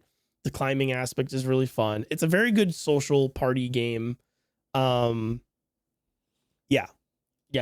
I love that game. If you haven't played Peak yet, y'all, you got to go try that shit out. It is fantastic. I'm in Fantastic for little game. the perfect kind of like night to just do that with a bunch of friends because it seems fun. Yep. You can every climb, basically, if you make it to the end, it's on average like an hour and 20 minutes every every attempt, assuming you don't lose beforehand. And there is an achievement for getting there in under an hour. It's a lot harder than it sounds. But yeah, it's about an average time it takes for one session is like an hour and a half. It has proximity voice chat. And I highly recommend you use the proximity voice chat in the game because it's very funny because your characters' voices will echo. And it's very funny to be like climbing underneath somebody else who's like way ahead of you, and then you hear them go, "Ah!" And then you just and then like quiets out as it peters off. And then like they're little, because when you die you can just like give up. If you go unconscious, you can give up instead of waiting for someone to try to rescue you, and then you turn into a little ghost and you can hover around your friends and talk to them. So it's very funny to hear my friends like yell in terror, and then like maybe 10 seconds later their ghost shows up and they're like, "I fell." That reminds me of us playing Lethal Company, and I'd be talking and I'd fall into a hole. Yes. And I'd just be gone. I'm glad that Lethal Company has like inspired a bunch more of like games like this to just like, and I'm not saying this is inspired by Lethal Company, but like we're seeing more and more of these like come out. I'm just like, good. Yeah. This is the kind of shit I'm like really like. Lethal Company was amazing to play for the little bit I did. And now we already have like a bunch of different like options like this. And I'm very happy to say that Peak does not have, what I like about Peak is that it doesn't have like the scary stuff. It has like one scary thing in it, but it is literally a penalty for people who don't play with the group. And I won't say what it is because it's very funny, but basically if you get too far away from your friends while playing Peak, the game penalizes you for not being a team player, and a certain event occurs, and it is an achievement. You get an achievement for it, but it's very funny. Okay, you're not. It's not like that scary, but yeah. I'm downloading Peak right now. No. Yeah. Are you trying to get me to find it myself because you assume I would leave the group? Sure, I'll tell you. I mean, if you want. It is. No, don't tell me. Don't tell me because no. I'm installing it right now. So, okay. Yeah. So I want to be a loser. Okay, like leave me alone. Whenever y'all want to play, just let me know. I'm a big fan of that game. It is very fun to just like pick it up, play it for a little while, do like me and my friends right now. We do maybe like one session, every once in a while now. And then that's fine. And like, that's plenty.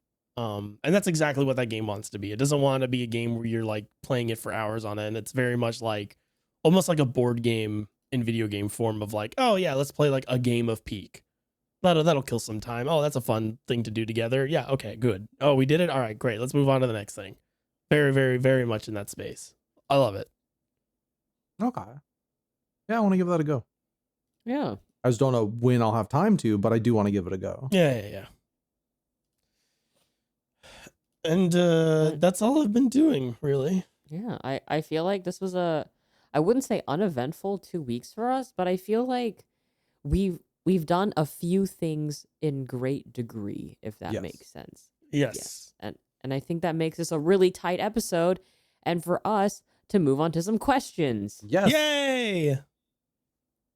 Let me get these together. Yeah, because we're like at the hour 30 mark, so this is fucking perfect. Yeah. Yep.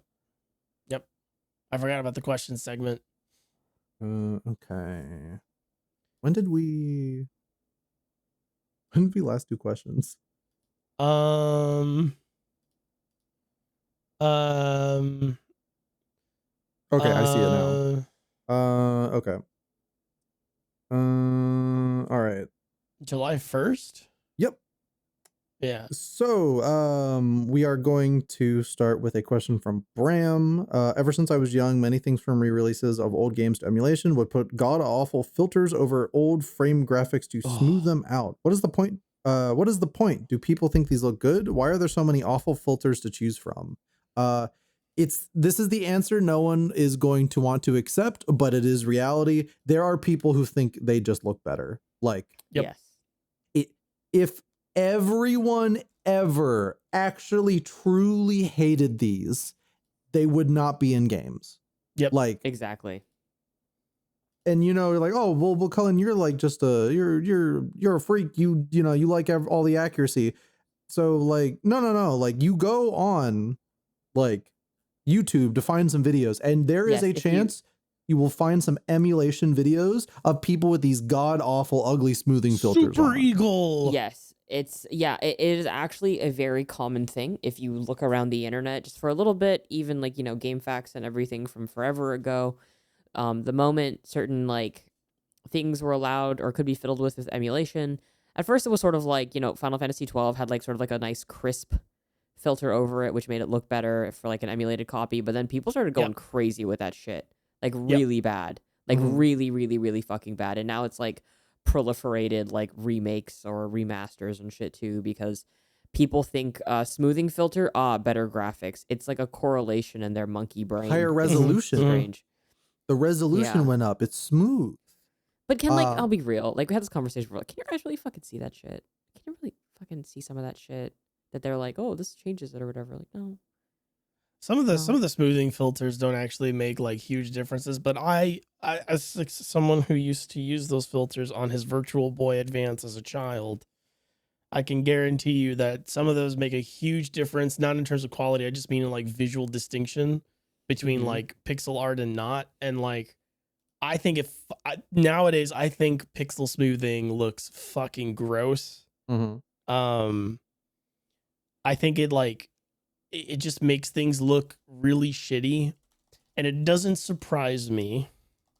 I'm not going to conflate these two people, but it doesn't surprise me that the AI crowd likes things looking the way it does, because when I look at AI generated shit, it kind of does remind me of when people apply a really aggressive smoothing filter over pixel art. GC, I mean, I think you just say it with your full chest. Like smoothing pixel art is just a tool for fascism. Like, let's just be real.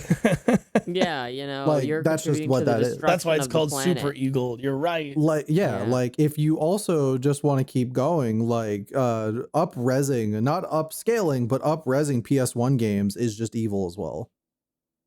Like, when people like, you see videos like 4K Silent Hill, HD 60 FPS 16:9, and it's just like all those like PS1 models looking way more crisp than they ever should have, and it's just like, y'all don't get it.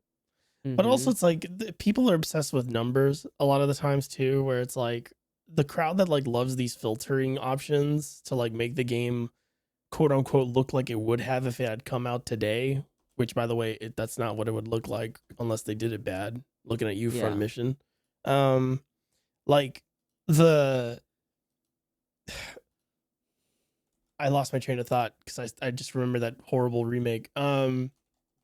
Like they genuinely don't, like, they see that the number go up. They see like, oh, bigger resolution, oh, bigger frame rate, oh, whatever, bigger sampling size or whatever. Like, they see the number and it tricks their brain into thinking it looks better because they're thinking of it in terms of like mathematics of like, oh, well, this is better because the number is bigger. And like, instead of just using their eyes and trusting what their eyes are showing them, they're like, no, it has to look better this way. Like, clearly this is probably better because it's at a bigger quality number. And it's like, it doesn't work that way. And whatever. But yeah, I think they're gross. And there's so many awful filters to choose from because people are obsessed with like being really nitpicky about it. So it's like, no, this filter's wrong. Here's why it's wrong. I made a new filter that changes one setting and this is the better version, and everyone's arguing because none of it fucking looks good. Anyway. I think CRT filters can look a little nice, but like, I don't really use them. There's like a couple Yeah. CRT filters I've seen that are like Most of them good. kind of look like dog. I'll be real. Like the Silent Yeah. Hill 2 one is pretty bad. The remake one. Yeah, it's Oh, pretty yeah. bad. Like the CRT filter I love is the one in Signalis. That one's good because it actually fucking changes the way the edges of the screen are warped. Yeah. Mhm. Yeah. So it fulfills that much better. It's also not egregious and making my eyes hurt. Yeah, that's the other thing is like a lot of these filters are always overkill, and I guess that's like the best way to describe it. It's like they're awful because they're overkill, and people don't seem to, being part of the modding communities that I'm in, you see this a lot where people overcorrect or do way too much to something to like quote unquote fix it or make it better, and it's clearly just somebody like being really obsessive over like one specific thing and then ignoring how all the changes they've made make everything else look. But yeah. Good question. Yeah. Very good Yeah. question, Bram. Let's see. A bit dating when we got these questions a little bit, but That's fine. since Friday is July 4th, and the holiday is usually filled with people launching nonstop barrages of fireworks to set off car alarms and give pets panic attacks. What video game moment do you think would be made better or worse with the addition of ear-splitting fireworks? Aerith dying in Final Fantasy VII. Every sad Color- scene in Kingdom Hearts. Oh my god. Press F to kiss your wife in Shadows of Mordor. All right. Sorry. I'm just, that was funny, but I just put together like at the end of Kingdom Hearts 1, Sora and Kairi being like separated, and then a big Mickey shaped firework like they do at the theme parks at night goes up into the sky. Beautiful. And like the Disney logo is like drawn Yeah. and like castles there and the fireworks pop off. Yeah. All right, next question. From Nyx. Currently I'm on that MMORPG craving right now, and I need to know, for those who play MMOs, what's the element that always draws you back into them? For me, it's things like gathering and fishing and crafting. I'll leave this to my MMO co-hosts. So for me right now with World of Warcraft, it's the roleplay scene. I feel like every MMO benefits from a dedicated role-playing server, because even people that aren't role players can kind of pop on and see what's going on and like see really interesting like player-run Mhm. stories. Like I mentioned, there was a parliament meeting that I missed in Gilneas and a law was passed. There's like a RP group that's like over 1,000 people, and they all convene and do town halls and shit. But for me, it's either outfits, story, or gathering. Gameplay can be fine or whatever, but like if the outfits are cute and I can walk around and look cute and I can gather, and I do like the way gathering works in World of Warcraft, then that's it. Or even just like you're playing Guild Wars 2, right, GC? And for me, Yep. the draw in that is just walking around. It really depends on the MMO, because I feel like MMOs can give you such different experiences. Like Final Fantasy 14 shitty story, World of Warcraft's beautiful world and interesting roleplay scene. Guild God, I Wars love is how much you hate. It's great. I miss this. sorry. It's yeah. You know what? Somebody had to come and do it. And it was I have me. hard eyes right now just listening to Yeah. you throw that fucking dig in. Oh my god. Okay. Well, you know, the entire 14 community's doing it too. So you know what? I feel It's true. it's like it's the Yakuza thing, right? Like I feel vindicated that people are like, actually, did this game suck the entire time? But yeah, like the offerings are always different across the board. Like Yes. when I liked playing Ion, it was because I liked the environments and I liked the outfits. I liked the character creator, and I would just make up stories in my head, right? With Terra, it was the action combat. The PvP was fantastic. Guild Wars, it's I like to walk around and see things and find things in the world, right? It's less interacting with other people. It's interacting with everything around me. So it's not just one thing I look out for. It's I'm going to this MMO for a specific experience. If I want a good story, I'll actually go play fucking SWTOR. Like I'm not kidding. I'll Yeah. go play the fucking Old Yep. Republic. Yep. Even if the game systems are abysmal in my opinion now. I wish they were the way they used to be when it was pretending to be World of Warcraft Classic. But it really depends on what you're looking for. What about UGC? So I'm kind of a well-rounded, much like you. I'm sort of a well-rounded approach to MMOs. I like good rotations. So good ability rotations.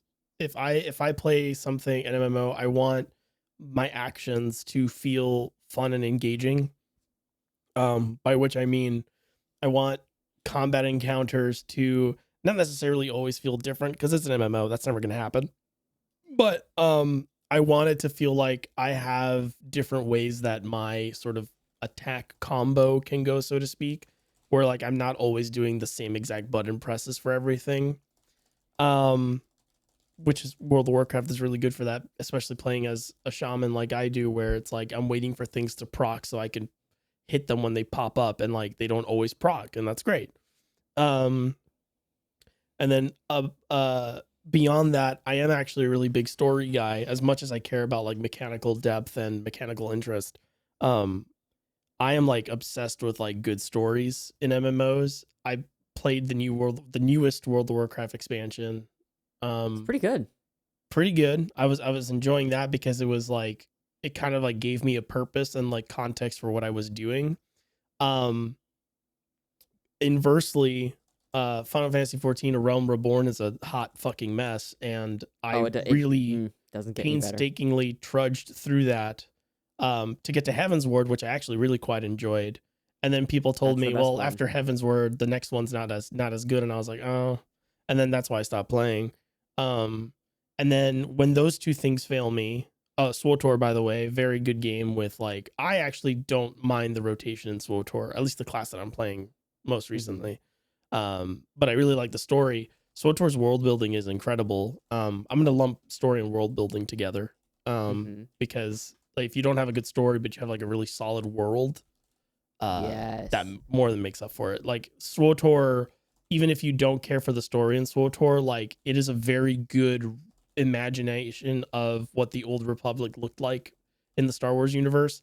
It is very well realized. It is very well built. All the cities look really cool. Locations look very distinct, which is really nice. And then when all those things fail, like Kazuma said, exploration and mobility is what also gets me into an MMO. Guild Wars 2 is one of those where I'm not particularly interested in the base game story of Guild Wars 2 right now, that I'm at the point that I'm in. My rotation, I'm playing a thief. If you've played Guild Wars 2, I'm playing a thief with dual pistols. So if you've played Guild Wars 2, that all I have to do is spam one button to kill everything. And that's literally what I can do all the way to the end until I level up and I hit my cap, and then I can actually do my build later. But Guild Wars 2 is great because you don't need to accept quests in Guild Wars 2. You go to a region in Guild Wars 2 as you're exploring the world, and you get into the zone that the quest takes place in, and a little pop-up shows up and it says, hey, by the way, there's a person who's asking for help in this area. If you do these things, you'll be helping them. And you don't have to accept the quest. You just do stuff in the region that contributes to the quest, and then you complete it. You never have to talk to an NPC to like complete in whatever quest, because the idea is that you are already sort of like helping out. You are basically like assisting people. It's sort of like a public broadcast sort of thing of like, hey, if anybody can help me do this, I'd appreciate it, etc. Guild Wars 2 has a lot of like secret, like you can gain more skill points for your characters by finding little challenges hidden in parts of the map. They have secret areas you can find. There's like vistas you can find to look out into the world. There's scouts you can talk to that will like expand parts of the map for you. There's a lot of gathering to do. Like exploration in Guild Wars 2 is super good. Super, super, super good. So good that basically every MMO that came out after Guild Wars 2 more or less copied the shit out of it wholesale. And that cannot be like, I cannot overstate that. Like A Realm Reborn's like fate quests are just Guild Wars 2 like events. Like straight up, yes. World of Warcraft's world quests. Same thing. They took it from Guild Wars 2. But that's because it's very good and it's awesome. And you know, just exploring in Guild Wars 2 is a really fun time. I love doing the jumping puzzles in Guild Wars 2 and stuff like that. Yeah. Cool. There you go. Yeah. I'm not sure what this is referring to, but who is the podcast slammer? Like me. I'm the fucking podcast slammer. Okay. That's fine. Yeah, sure. Did you I'm see the like the king flag? of the podcast. The king. Okay, so it is Subway Slammer. Oh, is that All it? right. Yeah, it's a Okay. Subway No, Slammer never joke. mind. No, No, it's you're the not me king of then. the No, no. podcast. I'll do Fuck. it. I'll Nope. take it. No, I'll take it. yes, no. I love traditionalism. I love nobility. You're right, GC. I am the king of the podcast. You're the king of the podcast. I'm the king of the podcast. Anyway. Yes. Buster asks, I need a book report on Donkey Kong Jungle Beat. Can you help? I've never played Monkey it. Banana. There Monkey you go. Banana, Bonanza, A better Slam use of on the Donkey monkey. Kong bongos than Donkey Kongo. There you go. I still have my Alright. Donkey Kongo bongos. Dumb Bitch Disease says, in front of each of you is a fictional, lovingly handcrafted pipe bomb. The pipe bomb may be sent to whatever or whichever fictional character you may so desire. Where are each of you sending your pipe bomb? Emmett Selk, Final Fantasy 14. Kira Yamato, the harbinger of the death of art. Hang on. I'm getting there. Hold on. GC's not that hateful. I get it. He really No, isn't. I got it. He loves too much.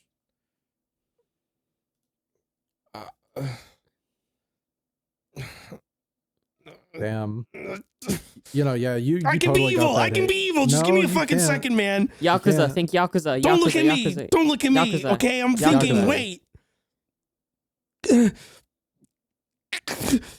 This is pathetic, man. Takeshi Kitano's character in Yakuza 6. All right. Yeah, the marbles in my mouth guy. That took you so Yeah. long. I had to pick one.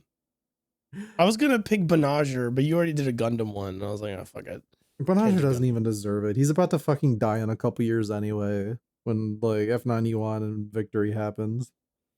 That's true. He probably put a gun in his mouth, seeing that his ideology was worth fucking nothing. Anyway, same person. Question for Cullen specifically. You mentioned earlier in the year about your enjoyment of the Daybreak games, which is Trails. As an avid fan of Trails, can I humbly ask you to fanboy out about Daybreak 2, or at least talk about it in some capacity? So one of the reasons why I don't gush or fanboy or even talk too much about the Trails games is that I am the only one on this podcast who has really done his homework about Trails and have played like basically all the games. Having said that, Daybreak 2 is interesting.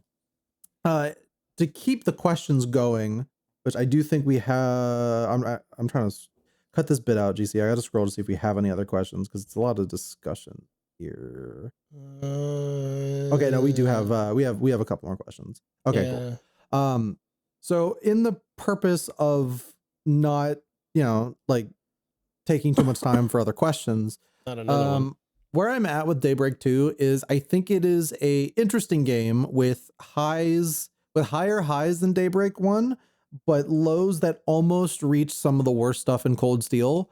It doesn't get as bad, but I definitely think that there is a reason why the Act 3 of that game gets a bad rap, and it's because it kind of just spins its wheels for a bit.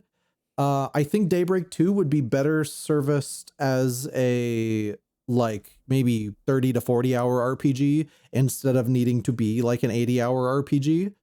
Having said that, I've heard that the next game, which is Horizon, is like over 100 hours long, but I hear a lot of people say that's like the best, like that's one of the best games in that series. So the Trails team is interesting. There's some quirky guys over there.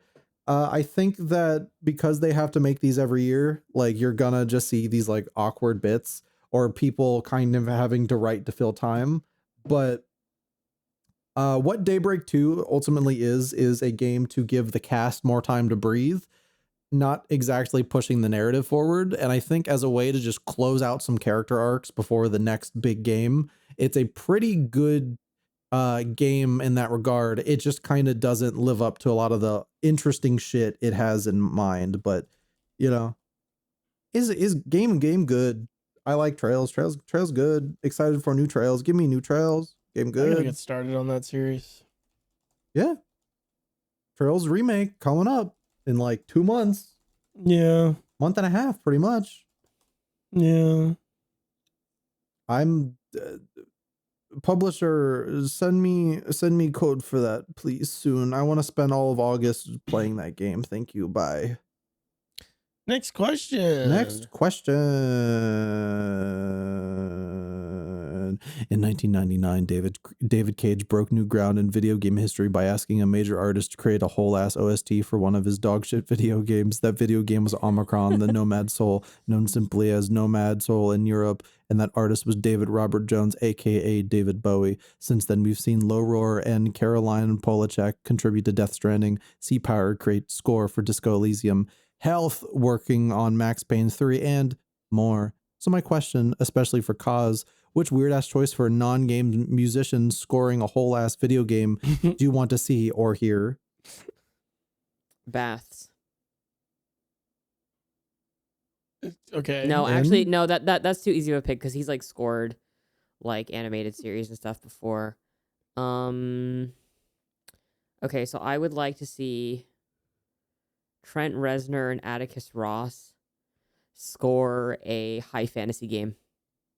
Oh, that'd be so sick. That'd be cool. Mm-hmm. I want I want Weezer to score a Life is Strange game. That'd be really good, actually. That'd be so fitting. I want Linkin Park to score the first AI-generated military shooter. I hate you. I hate you. Why do you want that? Because I like bad art. Oh, you're just compounding bad art on top of bad art. Yeah. Oh, man. My head hurts just thinking about And that. it needs to be AI-generated Linkin Park songs, too. I can't wait for someone to come out with like an AI thing that's like, we're going to put you in the computer using AI, and like people volunteer for it and they just disappear from real life forever. And then it's like, look, we have all these idiots inside this little USB stick. It's called Twitter.com. Except it didn't work, so they just died for nothing. Anyway. Next question. And that was from our good friend Matthew. Yeah. Let's see. And finally, as Ruff asks, with the machinery available to you from 0079 to charge counterattack, do you think you could beat Godzilla, working as a team or otherwise? I think that the new Gundam could probably do some good damage against Godzilla. The problem is that Godzilla is much taller than the Gundams. See, but Sazabi and New Gundam big. Yeah, but like how big? Large. Okay, wait. Okay, so hold on. I think the Wing Zero could take Godzilla in a fight. Like the Angel one? Yes. I think you're correct. Just go into space and shoot it with a fucking with the gun and then destroy itself in the process, and Godzilla as well. And yeah, then unfortunately, we achieve ultimate peace. Doesn't count, but like I agree with you. God, I'm just while GC thinks, I'm just like that fucking shot where like the Wing Zero is so powerful with its Buster Cannon that it blows itself up. It's the most metal shit in the entire fucking franchise. Yes. Godzilla is 5 new Gundams tall. You know, in the next Super Robot Wars coming out next month, this month maybe by the time this episode drops, I don't know. Godzilla is in the game. Wait, oh my god, no. Okay, does it have to be a Gundam or can it be just like a mobile suit? It is any mobile suit from the original Gundam to charge counterattack. So it does not need to be a Gundam. Like Sazabi could probably. What about Big Zam? Okay, so Big Zam got its ass kicked by a Gundam. And then okay, but Big Zam is big. Do I need to remind y'all that Godzilla literally fights a mech version of himself that is as tall and more equipped than he is, and he still wins. Yeah, because Godzilla is the representation of generations of Japanese trauma after the atom bomb. You can't really beat that, right? Oh wait, yes you can. You could drop a colony on it. Yeah. But then he becomes Godzilla Earth. Yeah. I who definitely is 300 meters tall. Okay, drop 2 colonies on it then. Okay. I don't know. All right, I don't know Char how to explain Aznavour, this. Jesus Christ. I don't know how to explain this to Char you. could probably drop Axis on Godzilla. He literally heals off of radiation. Yeah, but Axis He doesn't eats have radiation. Gundams to get bigger. No, but like you drop the Axis, which is just a big rock, directly on Godzilla. Not only does it fix the planet, it kills Godzilla. I think the Axis could do it. I think the Axis could kill Godzilla. And also destroy neoliberalism, which would like probably help a lot. I think there's a lot of bias going on here. I think you could like defeat Joe Biden with one Axis. Cullen's gonna show up and his name is gonna be like Quillen Quadrina or something next podcast. I'm no longer like, Cullen. Would the Axis count as machinery, or am I breaking the rules? I feel like people built Axis. It is a big rock, but like there's stuff in it. People built it. It's I guess. I don't think you would be able to beat Godzilla now. Well, because Godzilla's like, you fucking fools, I actually have a radiation force field, and you shoot me with a gun, I block it because I'm the most powerful ever, and also, no, you can't actually attack me because then I grow back super strong. Like, Godzilla's that fucking dipshit at the playground who you can't have fun playing pretend with, because they'd also be like... the D&D group. Yeah, exactly. Godzilla like, has been killed many times. That's and not, actually, that's not no, what I don't Godzilla was die. I like. come back, and Godzilla I has ruin lost the ending of your fights. movie. Actually, no, I don't. No. Godzilla has lost plenty of times. Godzilla neck, and my super Godzilla neck allowed me to shoot my little Godzilla brain to another guy, and I came back, and I'm even strong. Fuck it, Godzilla's stupid. I hate Godzilla. Even at his smallest in the original film, Godzilla is still twice the size of the new Gundam. Yeah, but the Axis. What is the Axis? The fucking rock that Char tries to drop on the Earth. Okay. I guess that would kill him because they kind of like, in order to kill Godzilla in the first movie, they remove all the oxygen from the ocean, killing all of the aquatic life in the water, but this also asphyxiates Godzilla and kills it. I bet it just comes back though. It's implied that it's a different Godzilla. It's a different creature. No, that wasn't actually me. That was my brother, Steve Godzilla. And you didn't actually defeat me. And then I rolled for 5 girlfriends. I get a 10. Don't look at the dice. You can't look at the dice. It's a different Godzilla. No, you can't look at the dice. I got it. I got a perfect. A deal 100. I got a special dice, and every single dice is 100 on it. And I'm gonna make you watch all the Godzilla movies as I'm just gonna get mad because I fucking hate the things like, no, Godzilla's too cool to die. I'm not. No one's saying Godzilla's too cool to die. I just don't think Godzilla could beat Gundams. I mean, I don't think Gundams could beat Godzilla. You're right. Thank you, GC. I don't think a Gundam could beat Godzilla. Maybe a team of Gundams could beat Godzilla, but one-on-one, it's not happening. The Axis. You drop the Axis on Godzilla, yes, it a dies. Meteor, an extinction level event would indeed kill a biological creature. Correct. Mr. Char, who counters attacks. But that is not machinery. That is a big rock. No, you can go inside the Axis. But that's machinery. I built a house inside a mountain. That does not mean the mountain is now a house. Yes, it does. It means my house is inside the mountain. We're getting into Uchikoshi visual novel writing territory here. The point is, no, I don't think I could. Cullen thinks yes, and Cosima. Wing Zero kill. Yeah, Hiro would be like, Godzilla, are you done being a stupid little bitch on the playground? And then Godzilla would be like, you can't defeat me. I'm infinite. And Hiro would go, Roger that, and just start fucking blasting. And Godzilla would fold like a little bitch. I hate Godzilla. I hate Godzilla. I fucking despise Godzilla. No, you don't.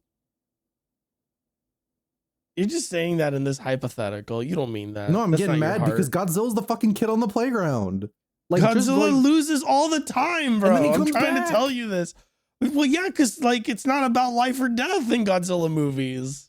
Yeah, it's about the fact that Hiro Yui would have handled it. Go watch Godzilla versus Gigan. Go watch awesome. Endless Waltz again, and then you tell me that like movie. Hiro Yui wouldn't defeat Godzilla. Gigan's so cool. I love Gigan. Hiro Yui is so cool. Monster. He would blow up Godzilla and save everyone. He would save the city. You're a Hero fucking Yui. Gundam nerd. He would the Wing Zero is so cool. It would blow up everybody. You're a mark. I saw Hero Yui blow up that base, and I was like, I think he's my goat forever. I think characters don't get better than this. I'm ready to go. No, you're right. You're right. No, Cullen's speaking the Yep. truth. Mm-hmm. Yeah. I can't get over like I am Hero retiring you ain't for real shit. now. You'll never defeat our base. And he's like, are the shields active? It's like, stop. What are you doing? You can't out aura us. We're in a base that's 500 meters deep. He was like, all right then. We'll see about that. My I love him goat. so much. He's so so fucked up. good. He's asking if the shields are good. active, because if they are, it means he can start shooting at them without killing them. And I love the, oh my god, I'm so obsessed with that last like shot where they're like, yeah, but like Relena's here, and then he like hesitates for a second, and then he sees the girl and the dog, and he's like, no, I gotta do it. Oh, it's so he's so cool. Gundam Yeah. Wing is a good show. That is, I'm closing the book on it. The discussion is over. Gundam Wing is good. You know what else is good? Gundam Wing. Having a podcast with your friends. This But is Whoa, that's crazy. That is Yeah. crazy. I'll stop yapping so we can end the podcast and go our separate Yeah. ways. Yeah, you can Yeah, stop I'll- glazing Gundam. Cullen will be the garbage man. That's what he does. Cullen moves on and becomes Duo Maxwell. GC Garbage becomes Hero Yui, Frozen Teardrop. He goes into cryo sleep for many years. I die in the glory of battle or whatever. Oh, you're blow myself Trace. As Yeah. Wu Fei kills you. up. As long as I'm not Wu Fei, I'm Yeah, happy. I get killed by a 14-year-old misogynist. A This is what it's like 4chaner. to be on the internet. Yep. Oh yeah, that absolutely. I've had that fucking ego death 1,000 times. So yeah. Yeah. I mean, GC, at least you get to be Hero Yui. Like, that's pretty impressive. I don't get to be Hero Yui. Yeah. I become the garbage man. Yeah, I'd rather be the garbage man. All right, fine. I get to be Hero Yui, and I go froze on Mars, and it's very cool.